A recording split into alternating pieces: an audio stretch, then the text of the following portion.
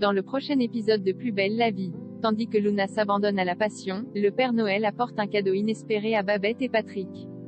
Les Marcy, quant à eux, s'apprêtent à fêter un Noël animé. Attention, les paragraphes qui suivent contiennent des spoilers sur l'épisode de Plus belle la vie diffusé demain soir sur France 3.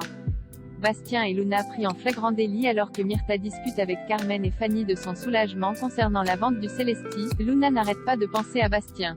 Ce dernier pense également à elle, tandis qu'Élodie et Hugo font la liste des courses pour le réveillon. Le soir, Myrtha et Luna se mettent sur leur 31. Cette dernière se rend compte qu'elle a oublié sa canne, tout simplement parce qu'elle n'en a plus besoin pour marcher. Sa mère se réjouit de ce miracle. Luna et Myrtha arrivent au bateau des Castel. En montant à bord, elles font la rencontre des deux autres enfants de Bastien et Élodie, Sounali et Pablo. Quant à Akira, elle est absente de la fête car elle n'aime pas Noël. Au moment de l'échange des cadeaux, Luna offre à la famille Castel la promesse de vente du Célesti. En retour, il leur offre des bijoux. Plus tard, Bastien et Luna, qui n'ont pas arrêté de se lancer des regards durant le réveillon, se retrouvent au théâtre en plein air. Luna aimerait mettre un terme à leur liaison par respect pour sa famille. Mais ni l'un ni l'autre ne réussit à résister. Ils s'embrassent passionnément sans se douter qu'ils sont observés par Pablo et Akira. François et Thomas se disputent dès que Kylian est levé. François le requiert au bar du Mistral pour l'aider à préparer le réveillon. Lola, quant à elle, reste au lit à cause de ses règles.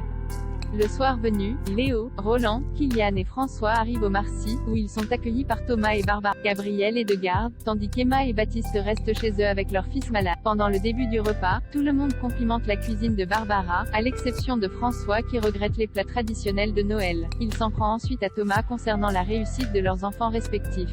Les deux frères se disputent en traversant la place. Roland prend les directives pour mener tout le monde au bar du Mistral et y terminer leur réveillon. Babette et Patrick ont le plus beau des cadeaux alors que Léa constate avec étonnement que Lucie croit encore au Père Noël. Patrick et Babette se mettent en route avec un Raphaël toujours aussi braillard. La jeune femme qui a procédé à l'échange des bébés à la maternité les observe à l'autre bout de la rue.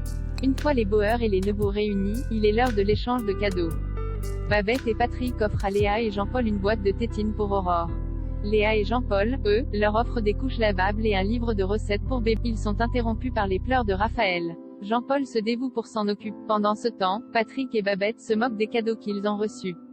De son côté, Léa se plaint auprès de Yolande et Émilie, qui lui conseillent de laisser couler. Au moment du dessert, Patrick et Babette sont éreintés. Leur famille leur offre alors leur vrai cadeau, rentrer chez eux et y rester jusqu'au lendemain soir pendant qu'ils s'occupent tous de Raphaël.